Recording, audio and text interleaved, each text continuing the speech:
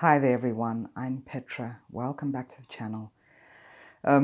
Today I wanted to open up the discussion of trauma bonding, or as I prefer to call it, trauma bondage, because it keeps you in the relationship. So if we just look at a quick definition of trauma bondage, for those of you, of course, many of you are very familiar with the term, but for those of you who have just started out on your journey of seeking information on narcissistic abuse, then it's good to just give a small definition of that. So trauma bonding is brought on by the the continuous cycle of abuse, and it is characterized by punishment and reward. So the reward could be, I love you, and the punishment is, you cannot get anything right. You make me feel sick. You make me angry. It is because of you that I respond the way I do.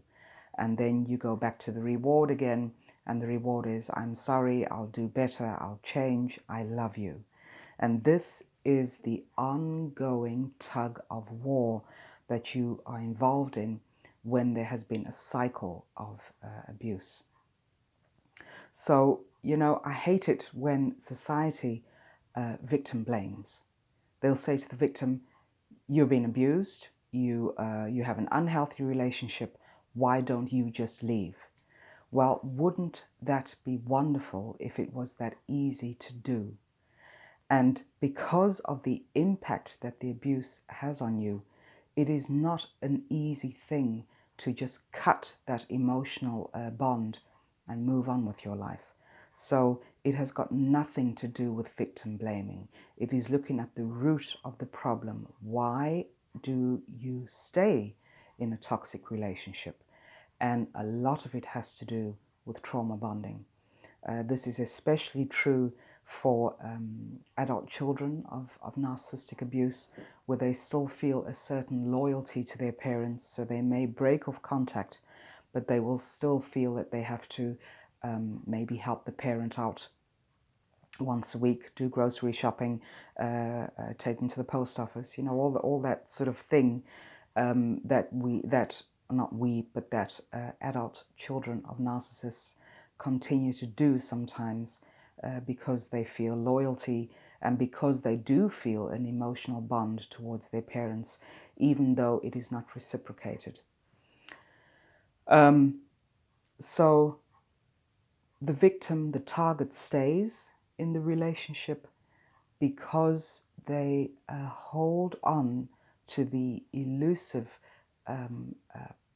promise or hope of change. When the narcissist says to you, I will get therapy, I will seek therapy, I'm going to change my behavior, I'm going to be sweeter, I'm going to be kinder, that is the hope and the promise that you hold on to. So that when you are once again degraded or when you are abused, you will tend to ignore that and look at the promise of them changing. And this is just simply not going to come to fruition. It will. This is something that a narcissist promises to you in order to keep you in the relationship. So this is how trauma bondage comes into existence, and it is very difficult to break free from that, but it is not impossible.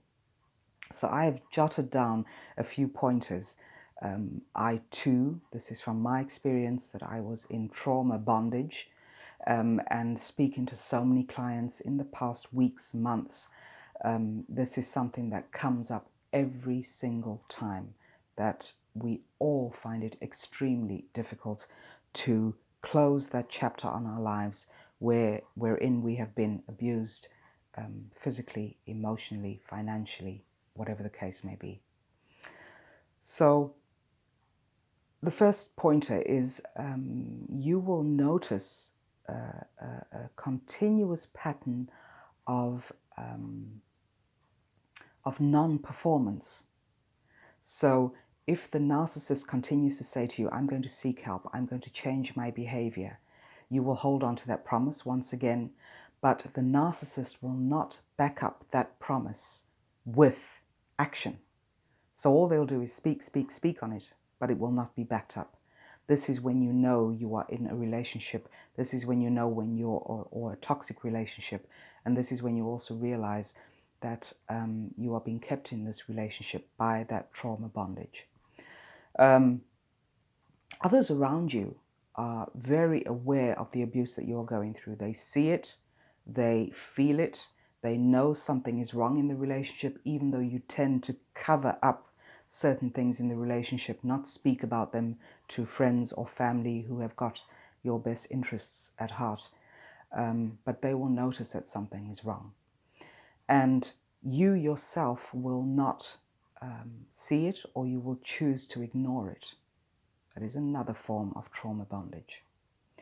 You feel paralyzed because even though you see toxic things happening in the relationship, you believe that you have no power to exit the relationship, to change your perspective on things, to remove yourself from toxicity.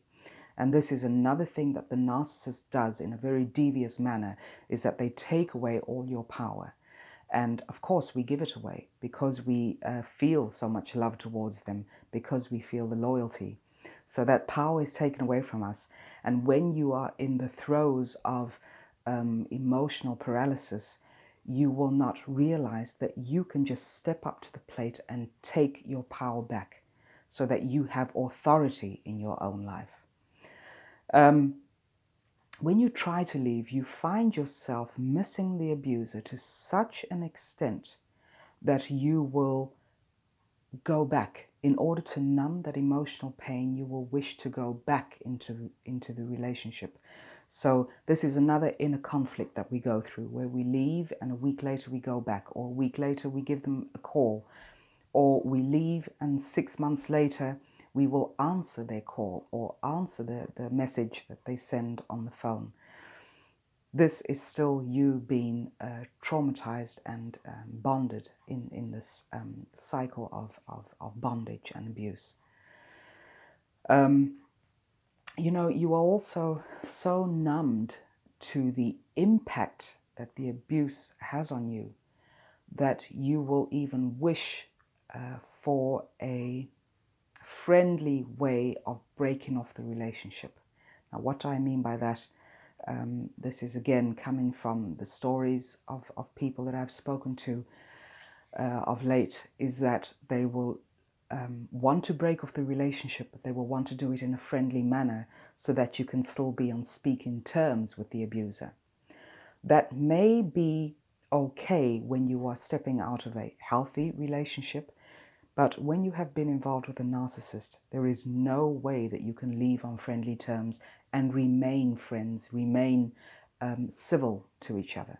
This is just not going to happen, because the narcissist wants to mistreat you, wants to abuse you. They do not have any interest in being on speaking terms with you from a very platonic level. It's just not there. It doesn't hold their interest whatsoever. You know, this is one thing that I also went through, just to name a final point of trauma bondage, is that oftentimes things seem so normal in the relationship or the friendship with the toxic person, and especially when you are involved with a covert narcissist, is that things seem so normal that you choose to give them the benefit of the doubt. And this is what keeps you stuck in the relationship, because it is not normal to be abused most of the time and happy some of the time. It's just not normal. So these are a few pointers. Maybe you yourself can relate to some of these pointers. Maybe you know someone who is going through this. Just remember that you can dissolve this trauma bondage. You can transcend the bondage in order to live a healthy and fruitful and honest, authentic life.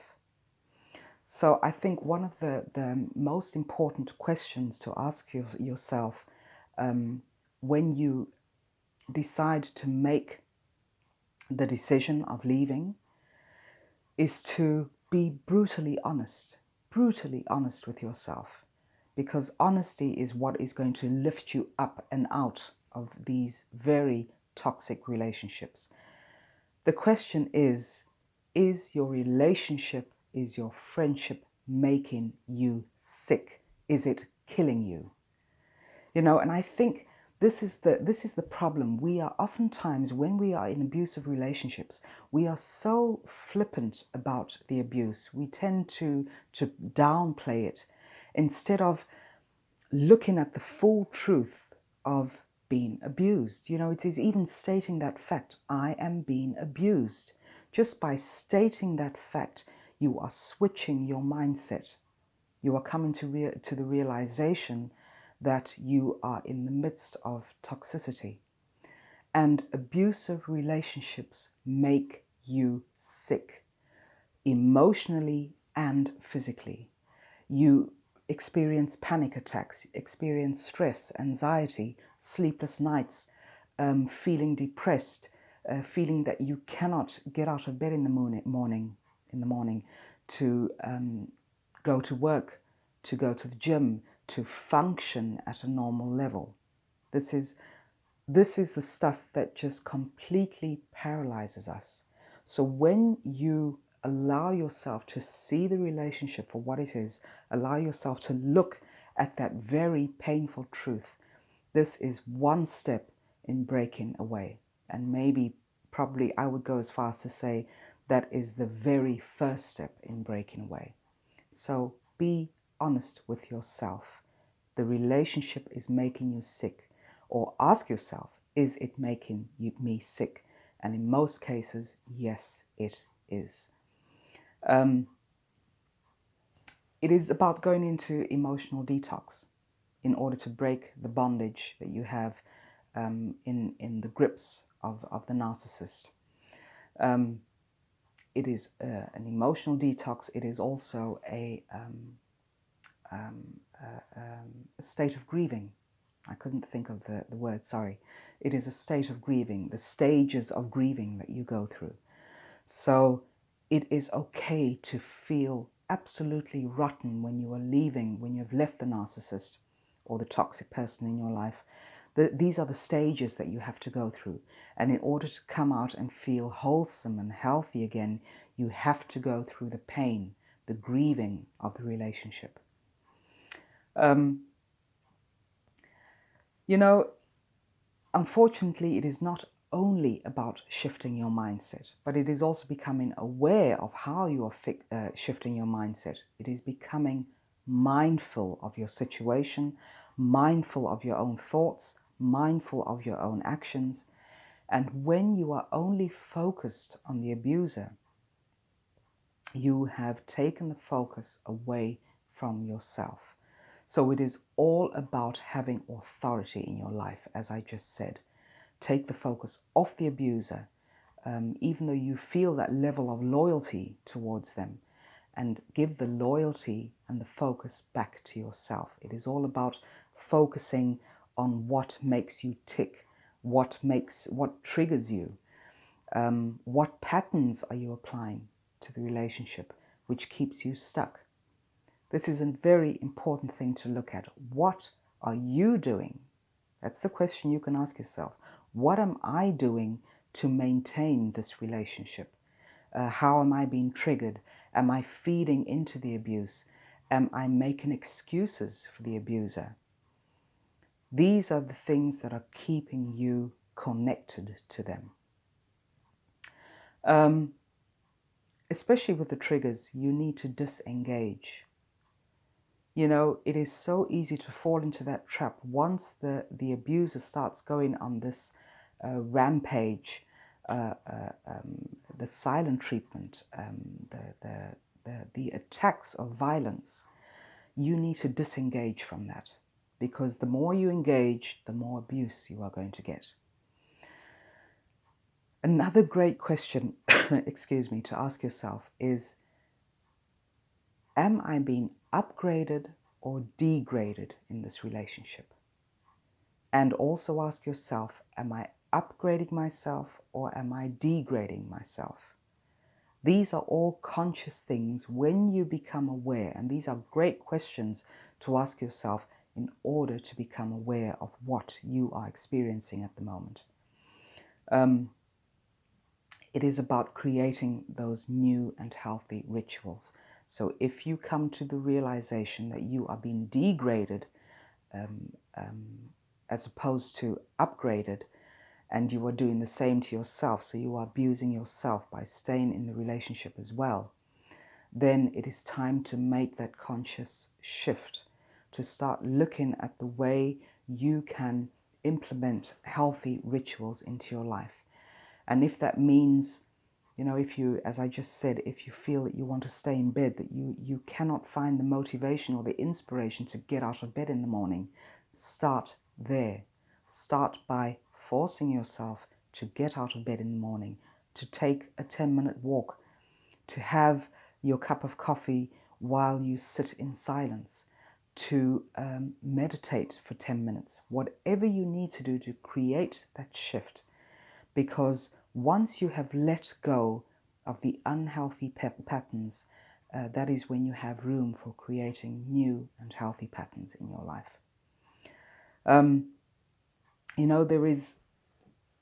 There is no way that anger and stress and anxiety and fear can boost your immune system. It reduces your immune system.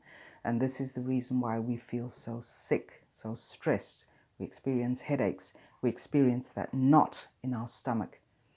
And laughter boosts your immune system. Laughter, good times, sharing your story with people who get what you're going through. This is so important because you need to boost your immune system. The narcissist has taken it down by instilling fear in you, instilling anxiety, instilling disbelief, instilling confusion. And there is a flip side to that.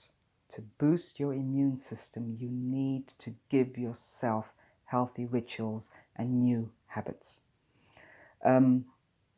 So connect with others. Connect with others who get what you're going through, whether that is through a YouTube channel, whether that is through a support group, whether that is getting a good therapist who understands the impact of narcissistic abuse, a good coach who understands the impact. Get yourself talking about this. Do not shy away. Do not keep yourself isolated. Get your story out there. Speak on it. Write down your story and share it with others, because it will lift the weight from your shoulders as well. So these are just a few things that you can do. Choose one or try all of them in order to break that trauma bondage, because you can do it. So please share your stories down below, and just remember to hold yourself in high esteem. Even if you do not feel that at this very moment in your life right now, it takes doing sometimes in order to eventually feel it through every fiber of your body. But just know that you are valuable and you are worth living a healthy and productive life. If you would like to get in touch, please see my details down below in the description box. There is a website there, and there is my email that I've listed. Keep that story going. Please share your comments down below, and share the video if you feel that it can be useful to someone else. Thanks again for watching, and take care of yourselves. Speak to you all next time. Bye for now.